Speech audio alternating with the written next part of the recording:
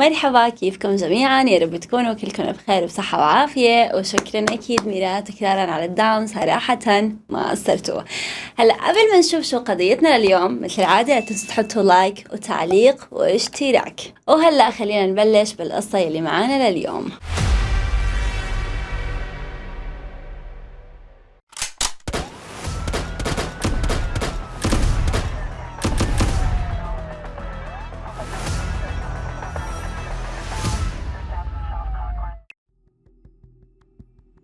عبد اللطيف رجل سياسي وبرلماني مغربي، ولد سنة 63 وعايش بحي كاليفورنيا الموجود بدار البيضاء المغرب. هو متزوج من امرأة اسمها وفاء وعنده منها أولاد.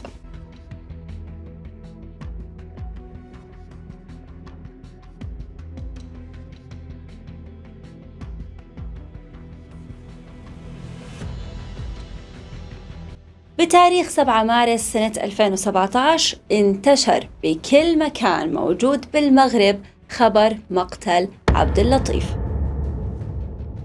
عبد اللطيف انقتل قدام باب بيته بعد ما انصاب ب3 طلقات نارية. على أثر هاي الإصابات توفى. هلا ممكن لأنه عبد اللطيف مثل ما قلت لكم هو رجل سياسي، فعلى الأكيد كان في عنده عداوات كتير. مثل ما بتعرفوا يعني بالسياسة في كتير من المشاكل، في منها مبينة للعلن وفي منها مو مبينة. من أول دقيقة صار الحدث بكل مكان، انتشر حتى على وسائل الإعلام. زوجة عبد اللطيف اللي اسمها وفاء طالبت الملك شخصيا بأنه لو سمحت اتدخل بهي القضية، بهمني أعرف مين اللي قتل زوجي.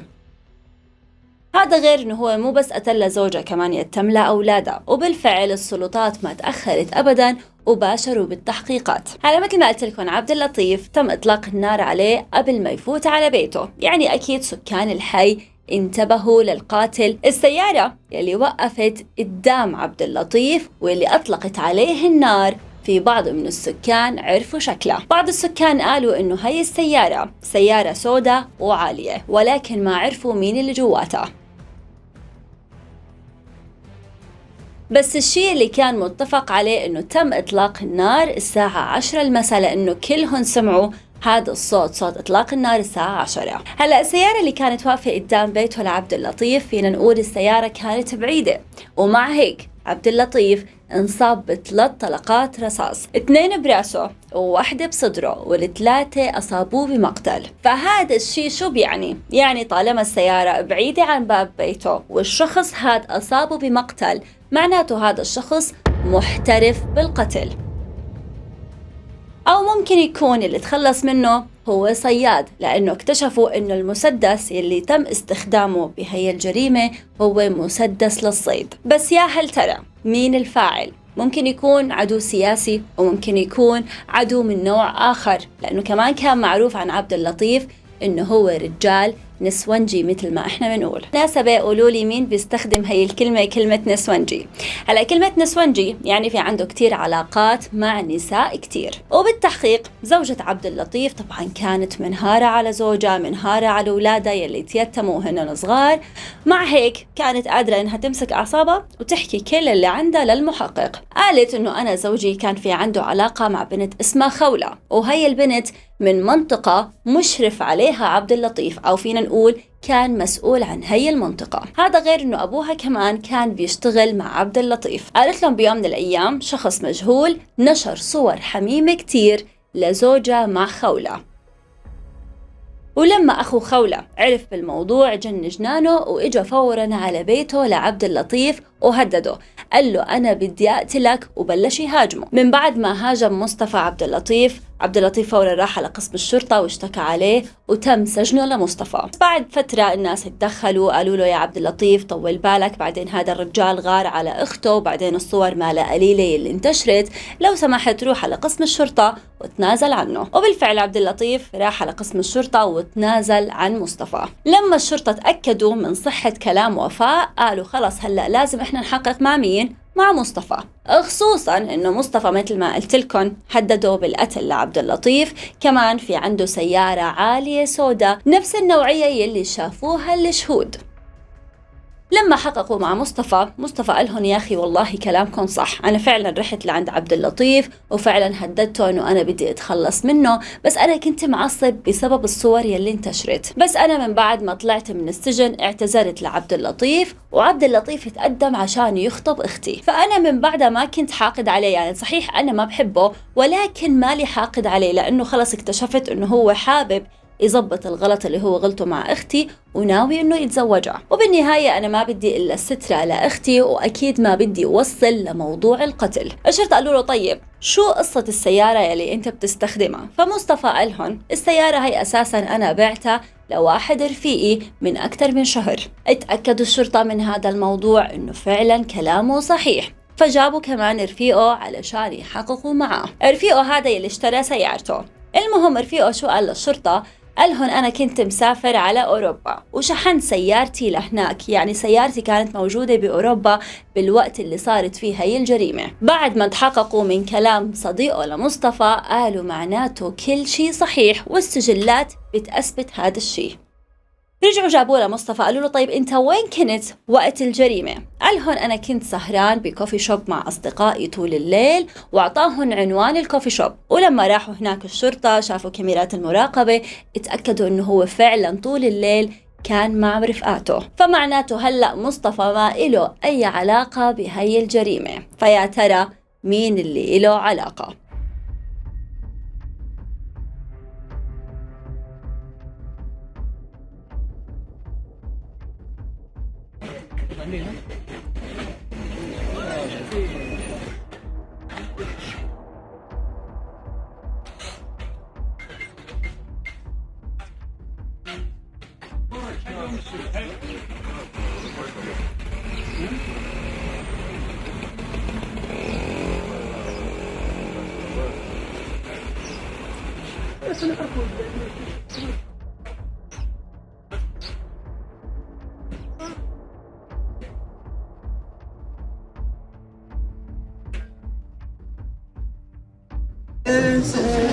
ما كانش عنده شي اعداء ولا شي حاجه؟ السياسه راه اعدائها كثير.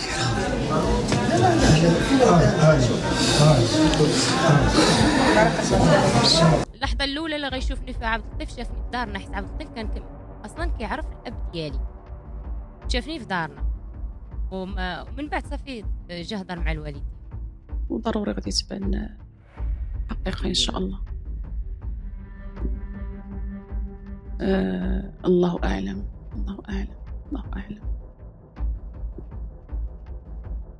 تعامل الاب حنون مع ولادو ومع مرته، يقوم بالواجبات ديالو، هي المعامله ديالته اللي كانت معانا. ما عمرنا ما حسينا معاه بشي نقص. الصدمه كارثه، مصيبه سيتي. علاش كتقول عمر ساعد الناس في اي خير مادي معنوي، اللي جاه على شي حاجه اللي دق بابو هو كيكون بابو مفتوح.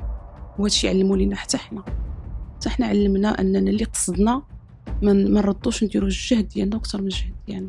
وكان كيتعامل معنا معامله خاصه حنا ولادو، ما عنده شي حاجه عز لي من ولادو ومني ديما مسافرين، العطله باقا ما توصلش هو كيخطط ليها فين نمشي. وخاطر ولادو هو الاول، باغي صحه ولادو هي الاولى، دارو شنو خاصه كيقلب على الراحه ديالنا. من بعد ما استبعدوا لمصطفى من قائمة المشتبه فيه، كمان استبعدوا الشرطة كل الأعداء السياسيين، يعني ولا واحد فيهم كان عنده دافع قوي لحتى يتخلص من عبد اللطيف، خصوصا أنه كمان كلهم كان في عندهم حجج غياب قوية كتير. فلهون وصلوا لطريق مسدود، بس أكيد ما فقدوا للأمل. بعد فترة من وفاة عبد اللطيف اجوا أهل عبد اللطيف لوين؟ لقسم الشرطة، وقالوا لهم على حركات زوجته من بعد ما مات. قالوا للشرطة زوجته بطلت زعلانة على عبد اللطيف، أو ما عاد بين عليها إنها زعلانة عليه مثل أول يوم. هذا غير إنها بلشت تطالب بالورث، هذا غير إنها بلشت تسحب أموال من حساب البنكي المشترك بينها وبين عبد اللطيف، بس المبالغ كانت كتير كبيرة. كمان بمرة من المرات وحدة من مقرباته لعبد اللطيف قالت لوفاء انت اكيد هلا مهتمه لحتى تعرفي مين اللي قتلك زوجك، واكيد انت ما عم تنامي الليل بسبب التفكير بهذا الموضوع. فوفاء شو قالت لها؟ قالت لها لا انا عم نام منيح وانا ما ماكله هم بهذا الموضوع، لانه انا بعرف الشرطه اذا ما لقيت المجرم اليوم اكيد حتلاقيه بكره. فهي اللي من اقرباء عبد اللطيف حست انه وفاء ما كتير مهتمه بهذا الموضوع، مع انه الموضوع لساته جديد. هلا كون وفاء هي زوجة عبد اللطيف فمعناته ممكن يكون إلها إيد بمقتله. ليش؟ لأنه مثل ما قلت لكم عبد اللطيف كان نسونجي، يعني فينا نقول انه كان يخونها كتير وهي كانت بتعرف بهي الخيانات اللي كان يعملهن، فهذا لحاله دافع قوي لحتى تتخلص منه. استدعوها لوفاء للتحقيق وسألوها عن المبالغ المالية الكبيرة اللي كانت عم تسحبها من رصيدهم. بين عليها شوي انه هي معصبة انه كيف هيك المحققين عم بيسألوها عن حقها، لانه هي قالت لهم انه هذا حقي وبدي اصرف على اولادي، بدي اصرف علي، فكيف ما بدي اسحب هالمبالغ؟ هذا غير انه انا وقفت مع زوجي كتير من البدايات، ساعدته كتير لحتى وصل لهي المرحلة او لهذا المنصب، كان عم بجمع كل هالمصاري لإلي انا واولادي، فانتم ما إلكن اي حق انكم تسحبوني لعندكم على قسم الشرطة لحتى تسألوني هذا السؤال يلي ما لازم ينسأل. هلأ من طريقتها كان مبين عليها انها مجهزة الأجوبة من قبل ما تيجي على قسم الشرطة، يعني كأنها متوقعة انه الشرطة رح يجيبوها لحتى يسألوها عن الشيء اللي ساوته. المهم من بعد ما سألوها كم سؤال تركوها تروح على بيتها، بس مع هيك كانوا مراقبين كل تحركاتها وتليفونها. اكتشفوا انه في رقم عم بيتواصل معاها كل يوم وفي مكالمات بيناتهم بالساعات. صاحب هذا الرقم كمان كان شخصية سياسية معروف اسمه هشام. هلأ هشام ما كان مشهور كونه يعني رجل سياسي، يعني ما كان مشهور سياسيا، لا كان مشهور على انه صياد محترف. هذا غير انه له فيديوهات على الانترنت بتثبت انه هو فعلا صياد محترف. الشرطة لما شافوا الفيديوهات تبعت هذا الشخص اللي اسمه هشام اكتشفوا انه هو بيستخدم نفس السلاح يلي استخدم بمقتل عبد اللطيف، فهون صاروا شبه متأكدين على انه هشام هو يلي قتل عبد اللطيف، ولكن بدهن مثل ما بتعرفوا الأدلة الكافية، وكمان بدهن يعرفوا شو يلي خلى هشام يتخلص من عبد اللطيف. راحوا جابوا زوجة عبد اللطيف للمرة الثانية وبلشوا يحققوا معاها من أول وجديد ويسألوها نفس الأسئلة يلي سألوها إياها بالمرة الماضية. يعني رجعوا سألوها شو كنت عم تعملي ليلة الجريمة، شو يلي صار بعد الجريمة، فأجوبتها كانت مختلفة عن المرة الأولى، كانت مختلفة بشكل بسيط. المهم تركوها تروح على بيتها، وبعد كم يوم راحوا الشرطة لعندها على البيت لحتى كمان يستجوبوها مرة ثالثة على نفس الأسئلة. بكل مرة كانت تقولهن أجوبة مختلفة، فشافوا إنه هذا الاختلاف مو لله. هذا غير انه وقت ما كانوا المحققين عم بيحققوا مع وفاء كان يبين عليها انه هي منهارة، خلاص انا تعبانة، انا رح يغمى علي، انه على اساس انه هي كتير متضايقة لانها خسرت زوجها ابو اولادها، يعني كانت ممثلة بارعة. فكانت تعمل هالحركات احيانا علشان تتهرب من الاجوبة، احيانا يمكن كانت تعمل كمان هاي الحركات علشان يمكن تسترجع أجوبته السابقة. الشرطة جابوا هشام على التحقيق لحتى يعرفوا ليش عم بيتواصل مع وفاء. هشام قال هون إنه أنا بحبها لوفاء وفي بيناتنا علاقة غرامية، بس أنكر إنه له أي علاقة بجريمة قتل عبد اللطيف. هشام لما كان بغرفة التحقيق وعم بيحققوا معه تليفونه ما كان يهدى، كل شوي كان يجي اتصال، وهالاتصالات كانت من وفاء. فالشرطة يعني صار في عندهم فضول يعرفوا إنه هي ليش عم تتصل عليه بكثرة. طبعا هي ما كانت بتعرف إنه هشام موجود بغرفة التحقيق، فالمحققين حبوا إنهم يستغلوا هالفرصة طالما هي عم تتصل بشكل متكرر. فشو قالوا لهشام؟ قالوا له لو سمحت بترد على هالمكالمة بس ما بتبين له إنه أنت موجود عنا، بتفتح تليفونك وبتحط المكبر الصوتي علشان نعرف شو يلي عم بيدور بينك وبينه، بس ما تحكي معاها أي كلمة زيادة غير الكلمات يلي إحنا رح نعطيك إياها هلأ. قالوا له الكلمات كالآتي، بتقلها مرحبا وشو عم تعملي، بس هدول الكلمات إذا أنت اضطريت تستخدمهم. وبالفعل هشام رد على اتصالها، وأول ما رد عليها بلشت تقله يا هشام أنت وينك؟ أنا كتير خايفة، الشرطة كل كم يوم بيجوا لعندي بيستجوبوني على نفس الأسئلة، أنا حاسة إنه الشرطة خلص قربوا إنه يكشفوا الحقيقة ويعرفوا إحنا شو عملنا بعبد اللطيف. من بعد هاي المكالمة خلص الشرطة عرفوا إنه وفاء لها علاقة بمقتل عبد اللطيف وكمان هشام، راحوا جابوها على قسم الشرطة وواجهوها بالكلام يلي سمعوه. فهي طبعا ما هان عليها إنه هي كيف هيك توقع بالفخ من أول مرة. بلشت تقول للمحقق إنه صراحة أنا ما إلي علاقة بوفاة زوجي، هذا هشام هو يلي قتله. هشام هو صديق قديم للعائلة، كونه كمان هو رجل سياسي، وهو قتل زوجي لأنه بيغار منه كتير. فهو بيغار منه، بيغار من منصبه، بيغار من مكانته، فأنا ما إلي أي علاقة بمقتل زوجي. فالمحقق قال طيب شو بالنسبة للعلاقة الغرامية اللي بينك وبين هشام، لأنه في ساعات عم تحكوا فيها مع بعض على التليفونات. أنكرت وفاء هذا الكلام وقالت له لا أنا ما بتواصل معه ولا بعرف عنه أي شيء. فبتعرفوا هي الحركة بيعملوها المحققين علشان المشتبه فيهم يحكوا كل شيء عندهم. فشو قالوا له لوفاء؟ قالوا له ترى لا تعذبي حالك ولا تنكري كتير، لأنه هشام اعترف بكل شيء انتوا الاثنين عملتوه. المحقق قال له انه ترى هشام قال لنا انه انتي اللي قتلتي عبد اللطيف، وبالفعل هون وفاء طبعا كانت مجنونة او جنت انه كيف هيك هشام عم برمي كل التهمة عليها لحالها. فبلشت تقول كل شيء صار.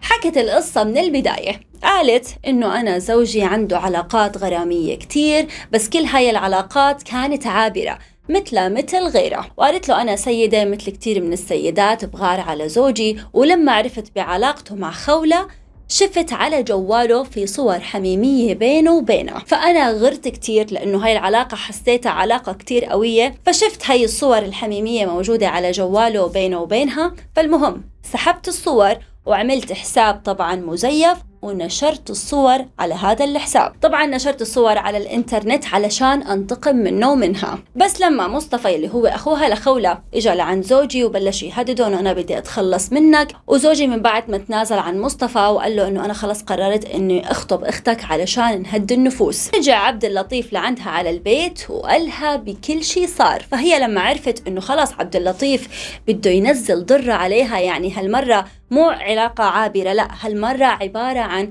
علاقة رسمية حتصير، فهي جنت، طلبت منه الطلاق وقالت له والله ما بتتزوجه ومن هذا الكلام. بس من بعد ما حكت هذا الكلام لعبد اللطيف، يعني عبد اللطيف كأنه ما عطاها أي أهمية، قالها أنا المهم أخبرك بالأشياء اللي رح تصير.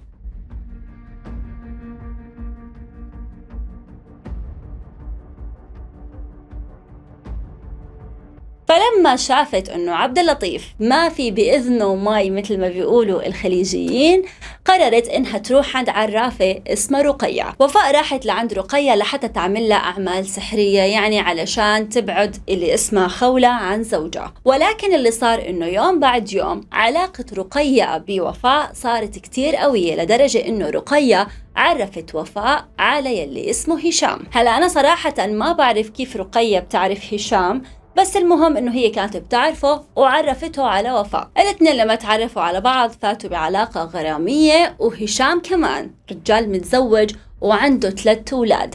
يعني ما بعرف كيف وفاء حبت واحد متزوج، يعني حلال عليها وحرام على غيرها، هذا غير انه هي طبعا امرأة متزوجة. المهم وفاء حكت قصتها بالكامل لرقية، ورقية العرافة طبعا هي اللي نصحتها انه انت لا تكوني غبية وتتركي كل الاشياء اللي انت تعبتي كرمالها، يعني انت وقفتي قدام او مع زوجك، انت اللي ساعدتيه لحتى يوصل لهالمنصب، فلا تروحي كل تعبك انت على الفاضي لوحدة غيرك، فاحسن لك عشان ما تخسري اي شيء تخلصي من زوجك. وقالت لا اذا انت طلبت الطلاق يا زكية رح تخسري كل شيء، يعني رح تخسري كمان عيلتك، رح تخسري زوجك، هو ما رح يعمل لك اي شيء غير ينفق عليكي شوية من الاموال يلي ما رح تكفيكي ولا رح تكفي اولادك كمان. فالخيار الانسب انك تتخلصي منه وبترتاحي منه ومن مشاكله ومن نسونجيته كمان. ففينا نقول رقية العرافة هي يلي خططت بانه لازم يا وفاء انت تتخلصي من زوجك،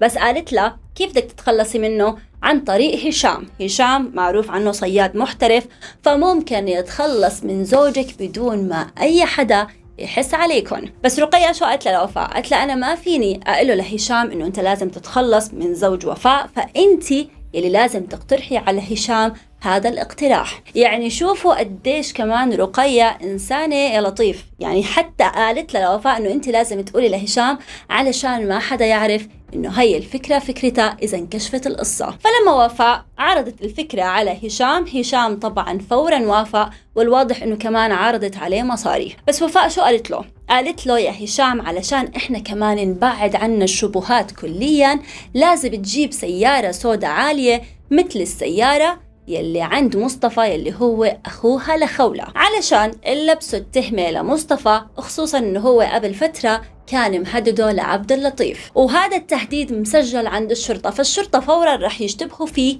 أول واحد. وبالفعل الشرطة أول ما صارت الجريمة بيبين اشتبهوا أول شيء بمصطفى. الشرطة عاينوا سلاح الصيد الخاص بهشام واكتشفوا إنه فعلا هذا السلاح هو نفسه يلي انقتل فيه عبد اللطيف. لما شافوا كمان جواله لهشام شافوا انه في رسائل كتير بينه وبين وفاء، وهي رسائل نصها كلام حميمي، وكمان في نصها خططهم انه كيف بدهم يتخلصوا من عبد اللطيف. حتى انه بالليلة يلي صارت فيها الجريمة تخيلوا انه الاثنين كانوا عم بيحكوا مع بعض الكلام المعسول.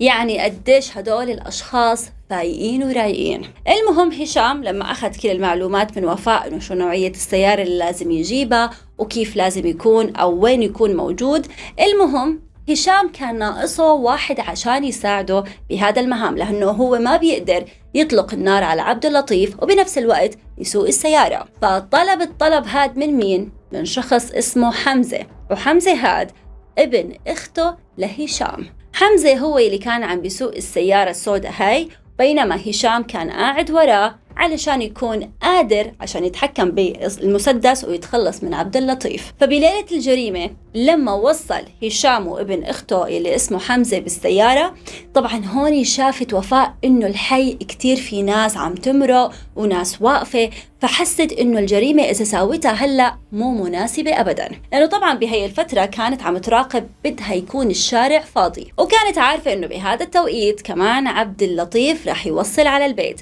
فعلشان تخليه يتأخر شوي قالت له معلش يا عبد اللطيف وانت جاي تجيب لنا هدول الأغراض لأنه ناقصيننا للبيت. فعبد اللطيف قال له طيب خلص بمر أنا بجيب هالأغراض وبعدين باجي على البيت. وبفترة وصول عبد اللطيف على الحي أو قدام باب بيته، الحي كان شبه فاضي، وهون اتحركت السيارة. طبعا السواق اللي هو حمزة حرك السيارة ومشي، وفورا أطلق النار هشام على عبد اللطيف ومشيت السيارة. ومن بعد التموا الناس وطلعت كمان وفاء على أساس إنه هي ما بتعرف شو يلي صار بزوجها. من بعد هي الجريمة هشام سفر حمزة على تركيا، قال له خليك هناك على بين ما يهدى الوضع. بس من بعد ما هشام ووفاء اعترفوا بالقصة، الشرطة بعتوا أمر للسلطات التركية بتسليم حمزة للسلطات المغربية، والسلطات التركية سلموه لحمزة للسلطات المغربية، وكمان الشرطة ألقوا القبض على رقية العرافة. تم الحكم على وفاء اللي هي زوجة عبد اللطيف بالسجن المؤبد، وعلى هشام بالإعدام،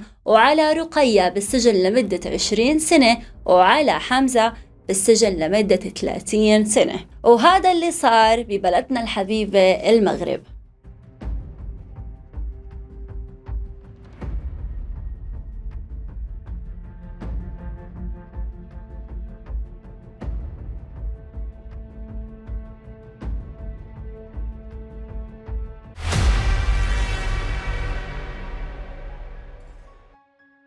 الله يحمي المغرب ويحمي كل بلادنا العربية، واعطوني رأيكم بهاي القصة، ولا تنسوا اللايك والاشتراك إذا ما كنتم مشتركين بالقناة، ودمتم سالمين. وهلأ بترككم مع أجمل 10 تعليقات.